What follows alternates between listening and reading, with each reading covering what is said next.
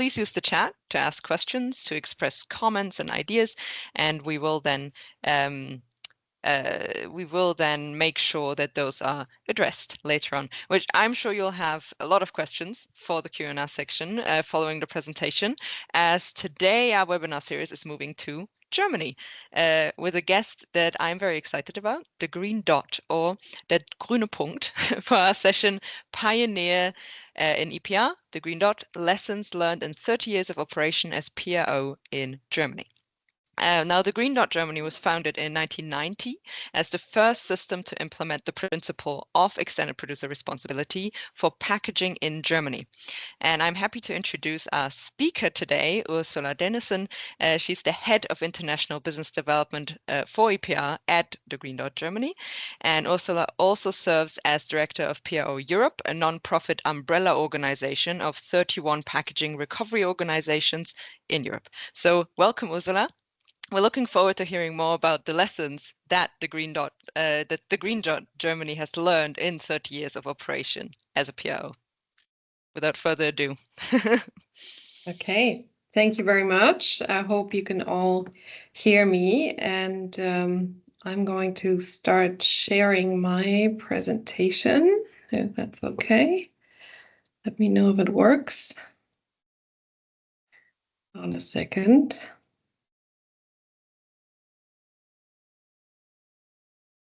Okay, are we good? We can see it, yes. All right, wonderful. First of all, my sincere thanks to Prevent and the Gap for EPR program. I'm very excited and very proud to be presenting here today because 30 years of operation kind of tells you how long we've been around, and I've actually been around with Green Dot since 1991.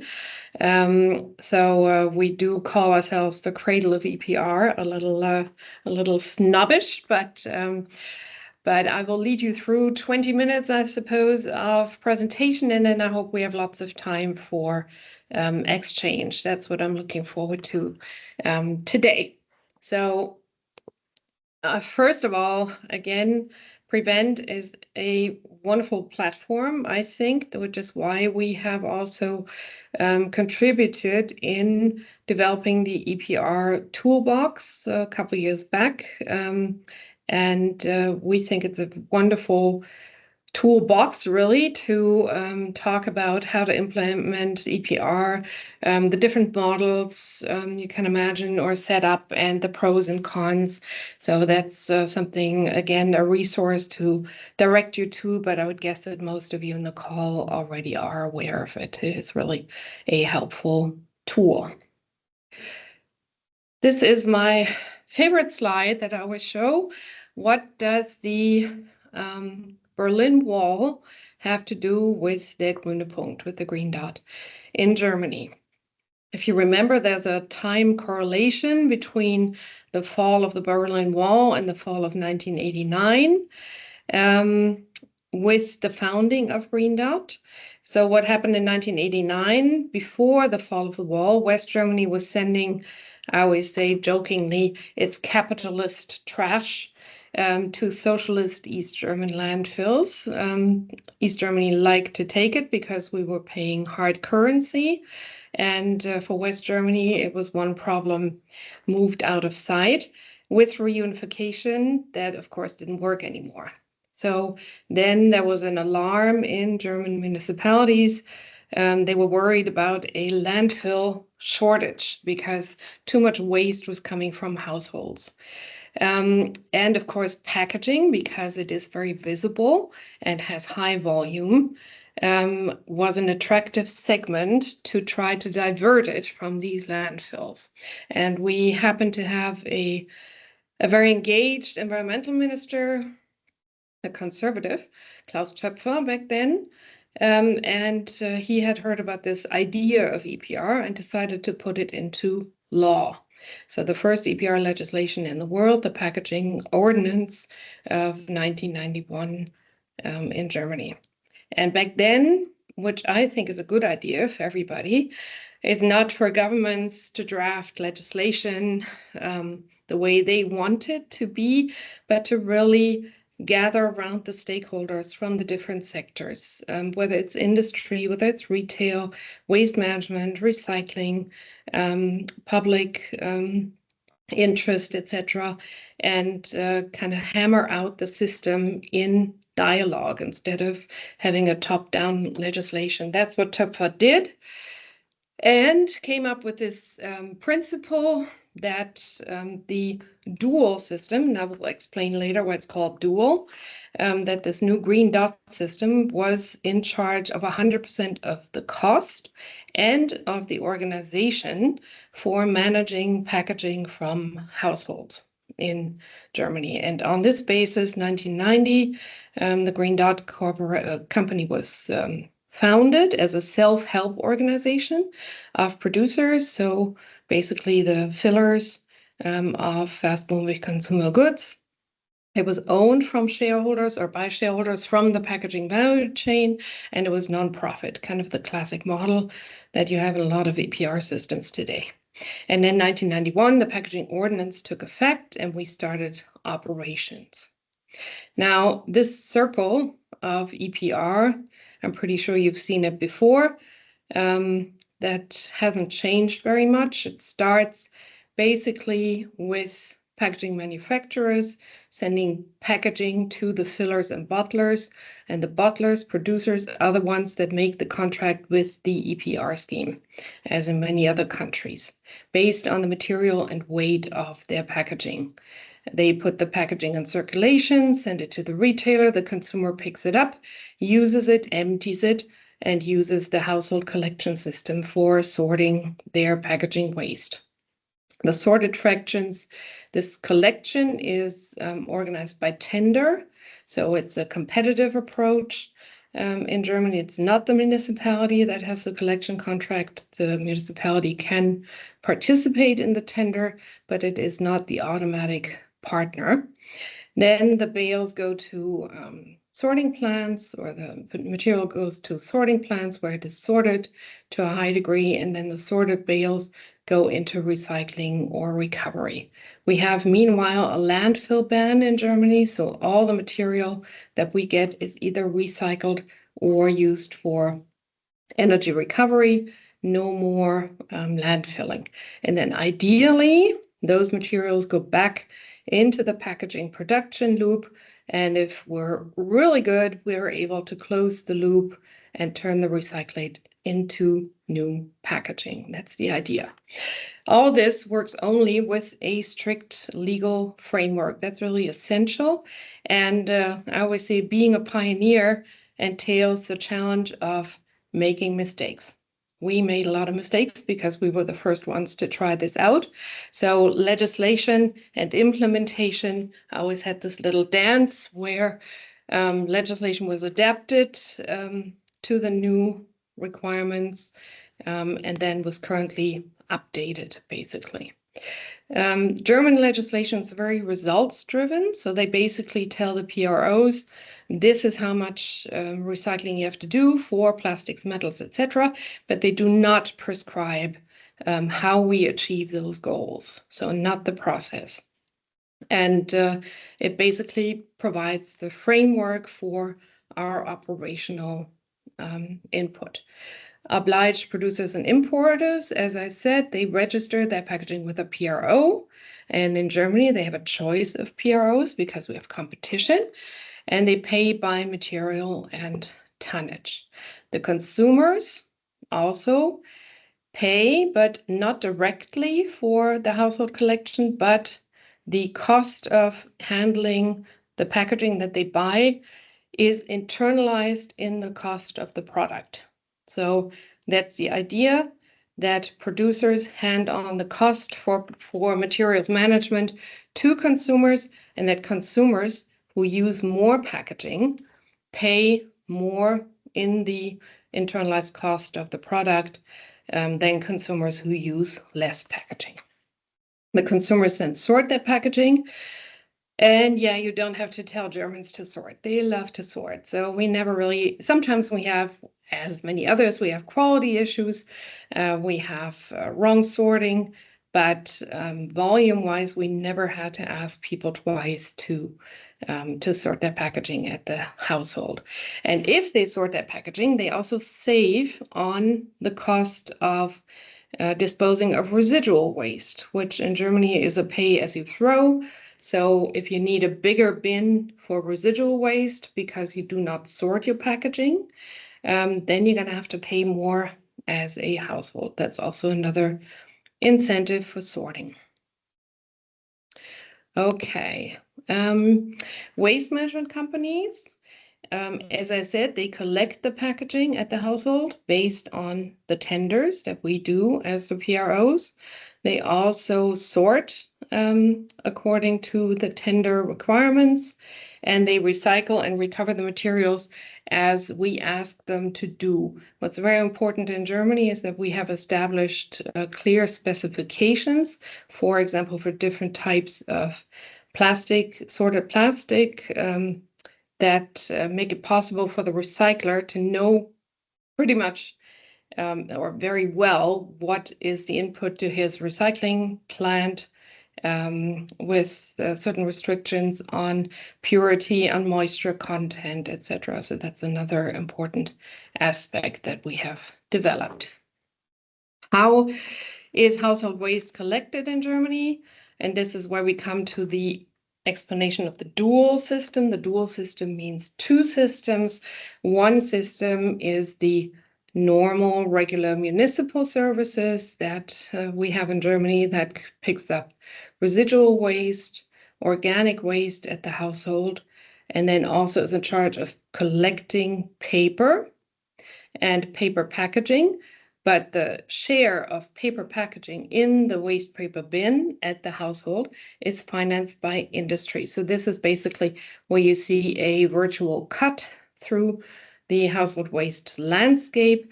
And then we enter the territory of the dual systems of the PROs that are in charge of paying for the collection of paper and then the recycling of paper packaging.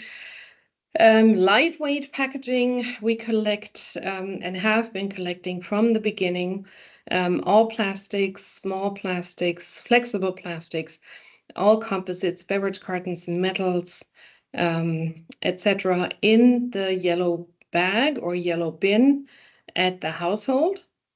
So that's a very specific mix that we get into our sorting plants, but it seems to be a model that is getting more widespread because we see other PROs also opening their collection bins to include, for example, small packaging and flexible plastic packaging.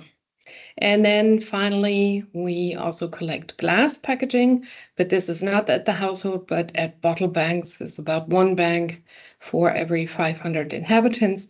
The idea is to have something in walking distance to every household. So have a bottle container park in every household or close to every household. And you see the tonnages that we deal with. So that's pretty significant.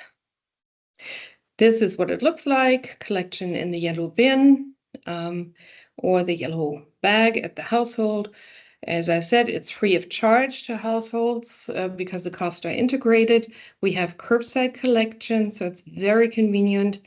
In Germany, we have a couple of small counties where we collect or ask people to, or consumers to, bring their packaging waste to a recycling center.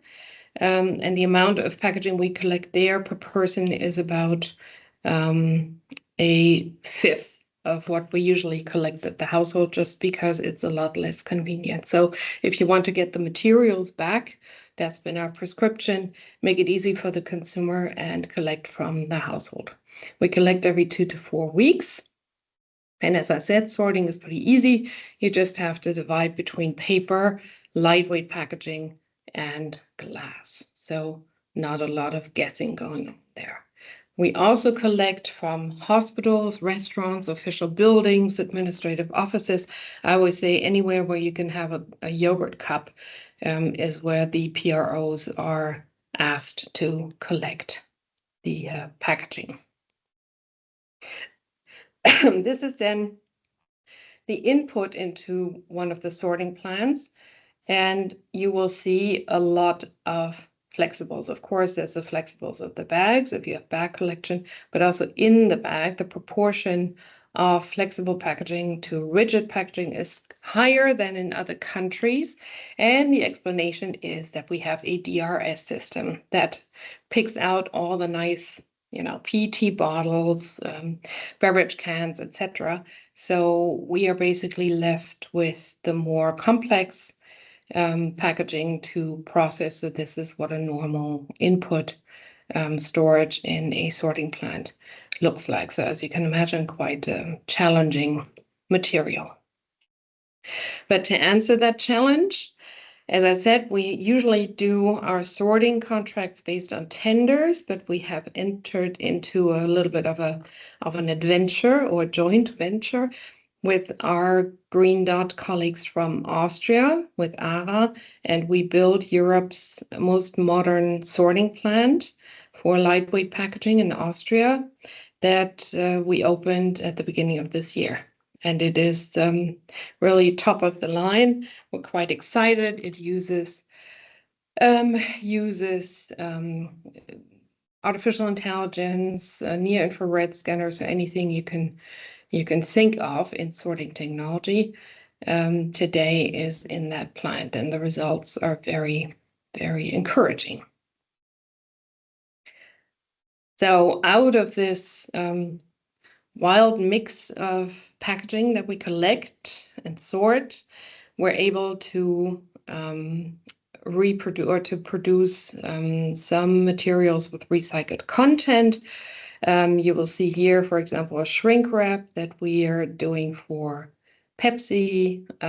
You can see buckets and bins from polypropylene, even caps from polypropylene, all of this out of the yellow bag and bin. And we've even done projects for HDPE for applications in for example, shower gels, etc., with HDPE packaging. So this is quite exciting. And if we consider in Europe, we're awaiting new legislation, the PPWR, with fixed recycled content targets for all packaging, and non-food packaging as of 2030 has to include 35% of recycled content. So our job and our journey right now is to make sure that we have sufficient materials available for producers to use and to help them actually include this recyclate into their packaging to fulfill the obligations. So I would say EPR has shown that it works in Germany. On the operational side, we have made the switch from a linear economy to an economy that has increasing circularity. I'm not saying we're there yet. It's still a journey, but we've come a long way. And if you look at the recycling rates for plastic household packaging, you see that when we started in 1991, it was basically non-existent. It was 3%. We reached 42% in 2005 and 65% in 2022. So that's quite a journey. And Germany doesn't have its own resources. It doesn't have raw materials. So this is actually an important secondary resource for our industry to use used packaging materials to put back into the production loop and make us a little less dependent on imports of primary materials. So I'll end my presentation, then we go into the chat. I was asked to put out or describe some KPIs or key elements of EPR for packaging in Germany with regard to coverage.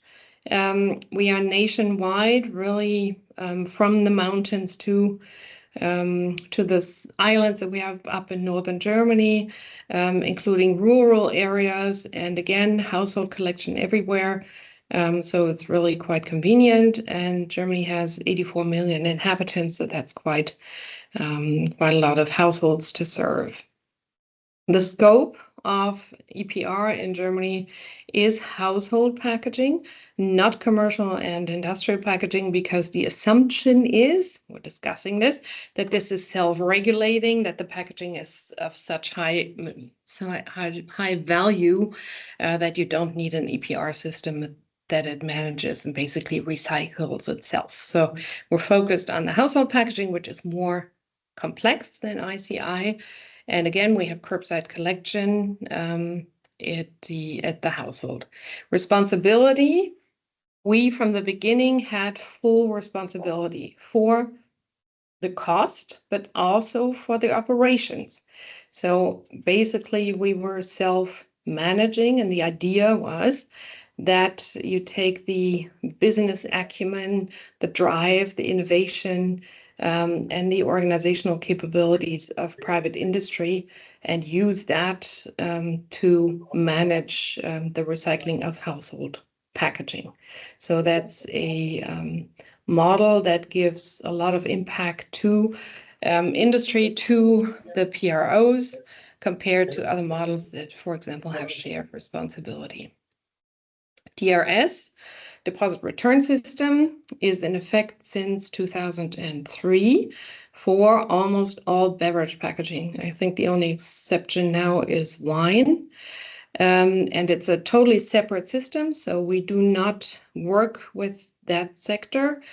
We don't do any collection, any clearing, anything. That system in itself reaches 97% recycling because there is a 25-cent deposit on each packaging. So it's a high incentive for consumers or also the informal sector to return the packaging. Ownership, we are privately owned, and sometimes that is a discussion in the context of EPR. We are privately owned because basically the antitrust authority cracked open the Green Dot system in the mid-2000s and said, okay, you're going to have to kick out your shareholders from industry, and you'll have to find a different owner that is not a producer, not a retailer, not a waste management company, and not a recycler, which is why we went into private ownership, and as such are also a for-profit system, as are all the other PROs in Germany. It's just a different model here. We have mandatory EPR since 1991. As I said, we have 10 competing PROs. We do get permits. We get a operating license when we need to show that we have contracts, that we have collection contracts, sorting contracts, etc., that we have financial guarantees in case one of the PROs goes bankrupt, that the cost of the packaging still in the market is covered. We have to participate in a clearinghouse for cost distribution, and we have to achieve the recycling targets.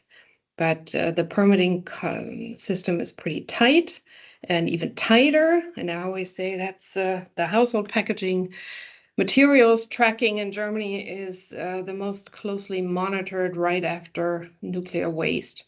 So it's very transparent, and we have to do a lot of reporting, certifications, standards, tests that come by, just surprise visits by auditors to sorting plants and recycling plants to ensure that this is all done correctly. And one of the consequences is that Germany is actually processing almost 95% of its household packaging in country. So there's very few exports to other European countries and almost no exports anymore to countries outside of Europe for different reasons. One thing I mentioned, competition. We've had competition since about the mid-2000s and a lot of up and down in the market. Sometimes you hear about the horrible German system that has unregulated competition and everything's fallen apart. That is not true.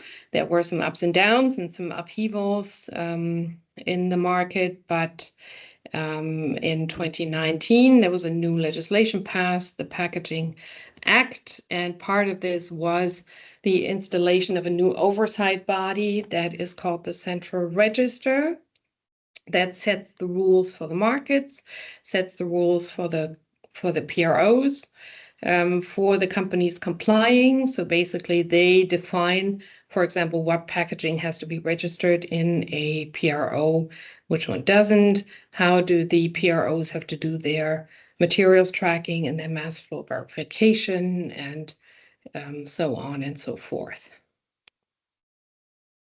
So as a quick journey through 30 years, that also somehow went by very quickly. As I said, founded in 1990 as a non-profit monopoly, basically. The first EPR system, 1991, we started operations in Germany. 1992 to 2000 was still the monopoly phase, where we collected a lot of revenue that made it possible for us to invest in the first sorting plants and to really up the ante with regard to the collection and sorting of packaging. So that was a good investment in infrastructure. 2003, we had the introduction of the deposit. That took a big chunk of revenue, but also a nice chunk of good material out of our system. But we survived that. Just to go on to the opening of the market, I described the antitrust authority role here, the introduction of competition, and the variations that went on with that. Being broken open or being, pushed from our monopoly chair basically meant that we could also engage in other venues. So we bought 2 plastic recycling plants in 2011. We would not have been allowed to do that as just a classic PRO, but because we were now in competition, we could diversify our portfolio and introduce more services also to our clients. So the reason why we went into that is to show, provide proof of concept, what can be done with packaging from the household collection. It doesn't only have to end up in plastic timber or low value applications. We can actually close the loop for some products, and also to create better service for our clients. So in competition, you're driven to attract clients with more services, better service, more attention, and more assistance in their challenges regarding recycling. 2019, as I said, the Packaging Act came into force. The Central Register took over, which was a stabilizing effect.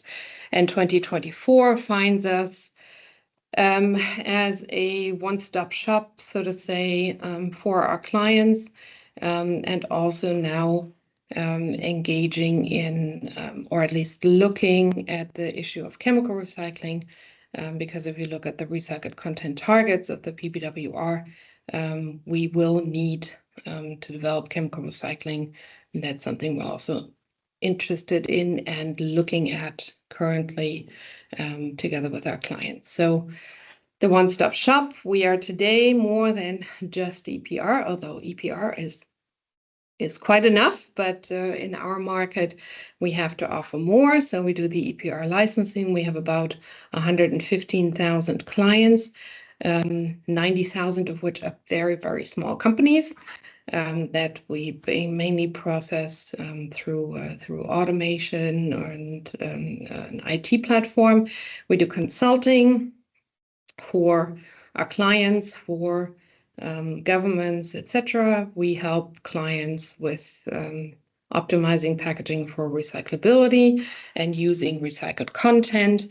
As I said, our engagement in mechanical recycling provides our clients access to high-quality recyclates. Also, the investment in the sorting plants creates that kind of access to the material, and chemical recycling as an option for future applications for food or contact-sensitive packaging. So that's the very fast run through 30 years. And I would open the discussion. Yes, Ursula, thank you so much for 30 years of EPR in Germany. The chat is already running very hot, so without further ado, let me get into the questions. And maybe let's start with one that is talking about the situation with your competitors. So the question is about how waste streams between PROs are allocated, and in general, how do you ensure that packaging is that all packaging is truly managed? Very good question. The second question first, how do we make sure to reduce free riding, etc.?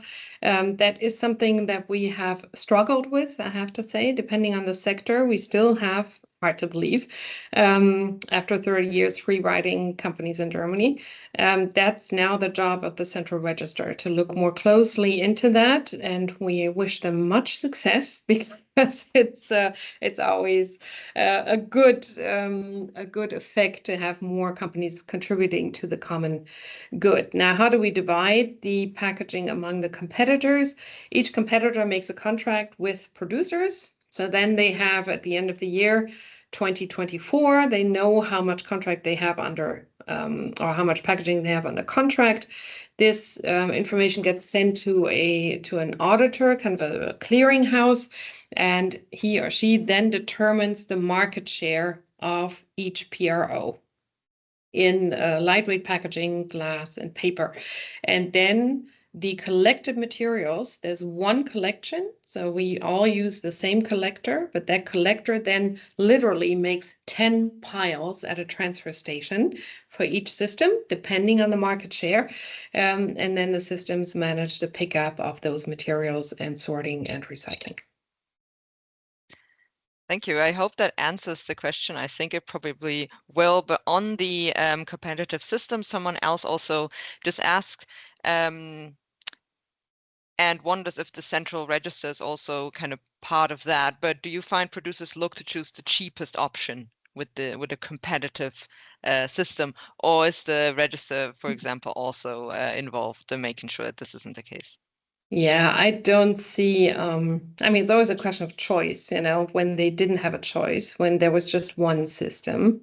Of course, the cost was significant, but I am reluctant. I mean, I always try to see both the advantages and disadvantages of competition. The advantage for industry has certainly been that cost has been reduced significantly because we're more efficient, we're more cost conscious. But you see that we still achieve the high recycling target. So if show me a company that does something voluntarily that costs a lot of money. I think the way to go is for governments to define the framework and define the obligation, and then the PROs will jump that hurdle, and that cost will be covered through producers. And I think on the other side, we're much faster as a company. We're much closer to our clients. And we have clients that have been with us for more than 30 years. And we have others that go shopping, like you would on Amazon or wherever you are, eBay, for the best service at the lowest price. So for us, it's more a normal business operation and not so much a holy cow that is not allowed to be taken apart. I say that flippantly, but I think it's important to have a tight regulatory framework, to have oversight and sanctions, and then competition can work very nicely. Yeah, thank you. It does Mhm, sound like it. So you brought up Amazon. There's actually a question regarding products that are bought online, mhm, particularly from non-EU countries through mhm. online platforms. So if you look at the packaging there, how do you secure compliance? Yeah, I was talking about 115,000 clients, and out of the 90,000 small clients, 60,000 are from China.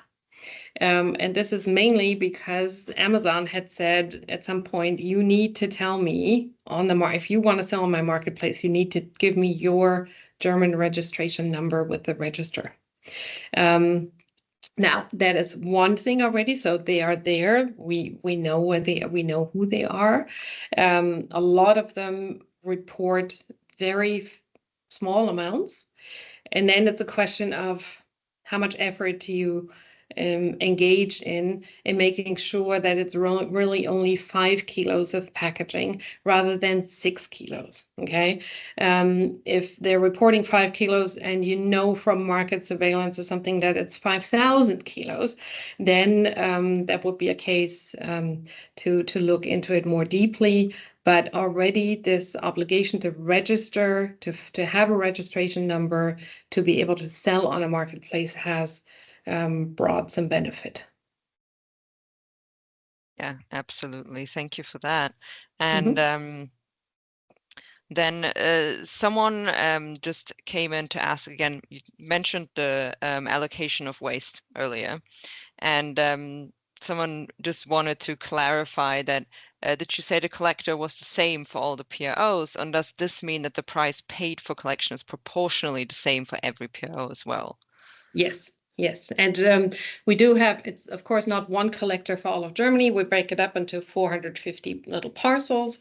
And then again, we write a tender, and whoever wins the tender has to make a bilateral contract with each PRO for their market share. That's how it works. So, but in essence, there the price would be the same or very, very close to the same. All right. Um, a person also says thank you in the chat right away. Mhm. Thank you for the question. And I just also saw a question about single-use plastic and if there Mhm. is regulation for SUP products in Germany as well. Yes, there is. Of course, Germany is always very disciplined in implementing EU legislation. Um, the way this topic was managed is, I mean, I'm being very frank here, not the way we would have done it. It's very complicated. There's a central kind of government fund that is set up to manage the cost or the money, the funding mechanism for those kind of materials. Yeah, but yes, we do implement. We hope that they're going to get it to work, and we'll see what the results are with regard to reducing that amount of single-use plastics, that which is the overall ambition, um, to have that go down. Yeah. Brilliant then, thank you. And we have 5 more minutes left, so I'm gonna ask two of the questions that are a little bit more lengthy, but I think very, very interesting. So the first one, I'm just gonna give you both, Mhm. and then we can go on. So the first question is actually, which disadvantages or problems do you personally see in the German system? And if there's anything that you would change in, for example, the regulatory framework. And the second one is a question from a colleague from Egypt. So, who told us that Egypt is recently starting to the establishment of EPR regulation, and if you have any advice how they can start out and which type of packaging materials they should target. Two very good questions, complex answers. Disadvantages, problems, yes, of course, as somebody who has lived through 3 decades of constant change and adaptation, um, I think that's a challenge, though, for every system, is that legislation is always very abstract, and only after a couple of years will you see what the actual effect is. You can never really anticipate what a change in the legislation will bring you in effect. So it's a constant, it's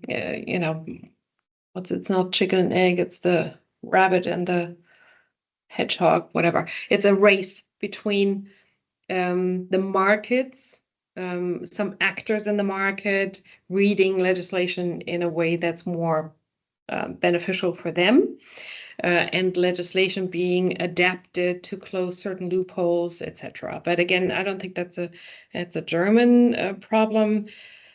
I think with regard to the challenges that await us, with regard to more recycling, higher recycling targets, recycled content, eco-modulation. Eco-modulation is one area where it's a little bit more tricky to do it in a competing PRO system, but there are solutions, and we are proposing solutions. And sometimes the government complains that they have to talk to 10 companies rather than just one.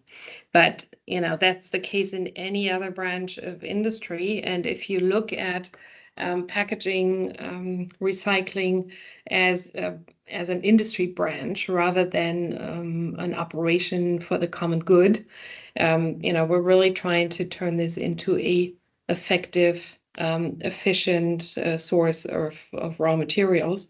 Rather than just managing waste.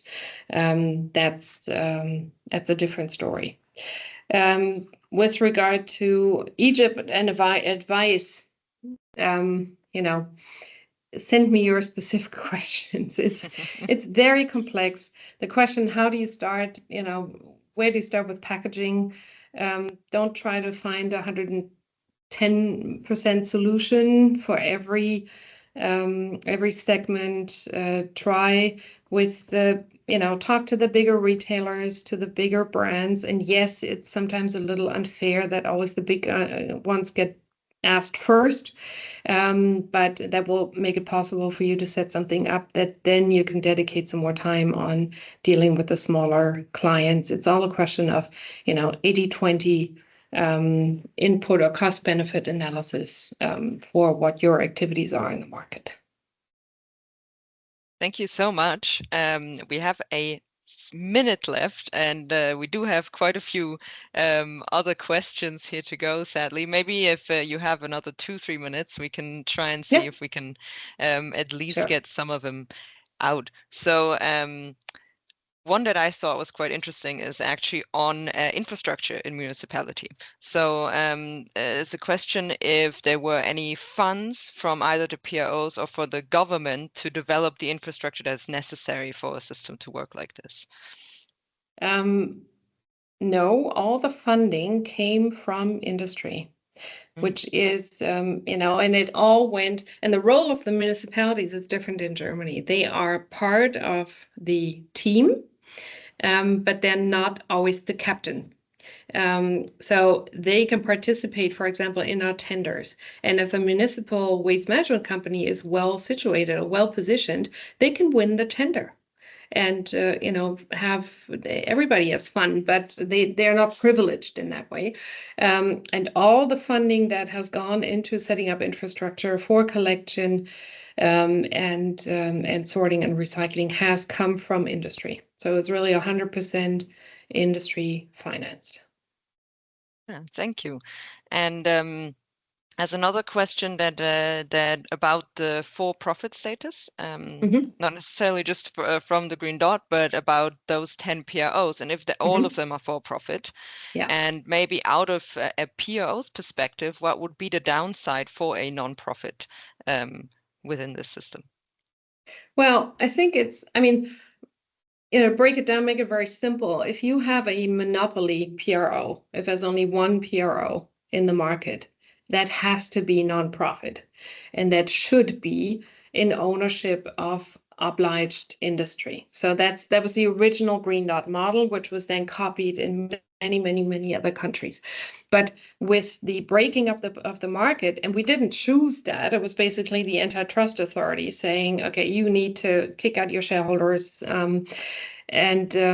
Yes, I mean, we could, again, it's in Germany, it's a business proposal. It's not kind of a fluffy environmental activity. It is a business proposal where clients that have the obligation are asked to pay, and they want the best value for their money, and they're working with the best performing system.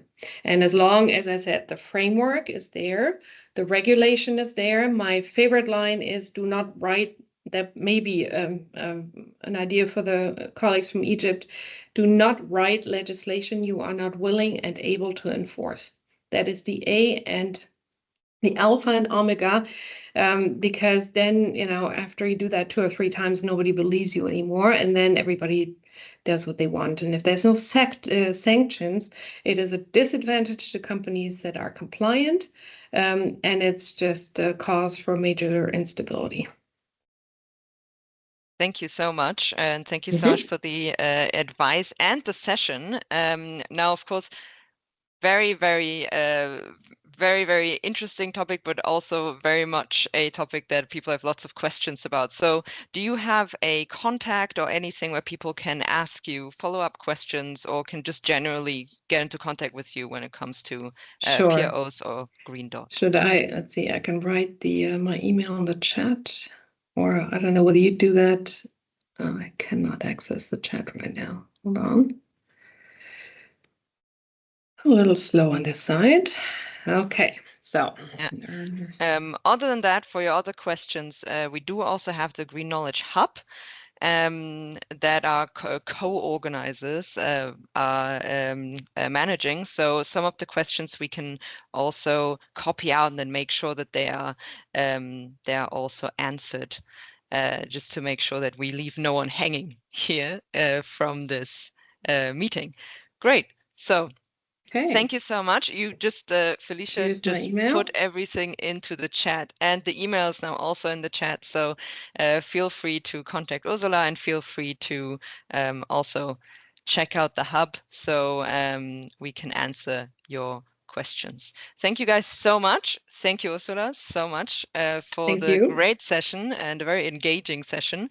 Next week, we are continuing our PROs around the globe journey, and this time we're going to India. So look out, November 26th, an hour earlier than this week. So be there at 11 a.m. CET. And thank you so much, and see you next week. All right. Thank you. You guys have a good day. Thank you, guys. Have a great day. Bye-bye.